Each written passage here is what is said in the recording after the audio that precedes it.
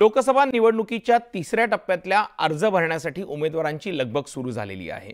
निवडणुकीचा उमेदवारीचा अर्ज भरण्यासाठी 19 एप्रिल ही शेवटची तारीख आहे। लोकसभेच्या तिसऱ्या टप्प्यासाठी 7 मेला मतदान होणार आहे। यामध्ये महाराष्ट्रातलं रायगड, बारामती, धाराशिव, लातूर, सोलापूर, माढा, सांगली, सातारा, रत्नागिरी, सिंधुदुर्ग, कोल्हापूर आणि हातकणंगले या लोकसभा मतदारसंघांचा समावेश आहे। बारामतीतून महाविकास आघाडीच्या उमेदवार सुप्रिया सुळेंनी आपला उमेदवारी अर्ज दाखल केलाय। यावेळेला सुप्रिया सुळे अर्ज भरताना मवियाचे नेते हजर होते, तर शिरूरमधून अमोल कोल्हेंनी आपला उमेदवारी अर्ज दाखल केलाय।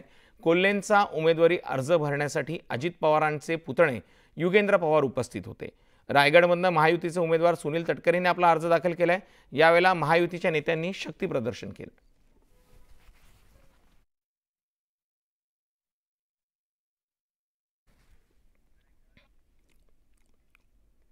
गडचिरोली पोलीस दलातील जवान माओवाद्यांशी लढत असताना अत्याधुनिक तंत्रज्ञानाचा वापर करत आहेत।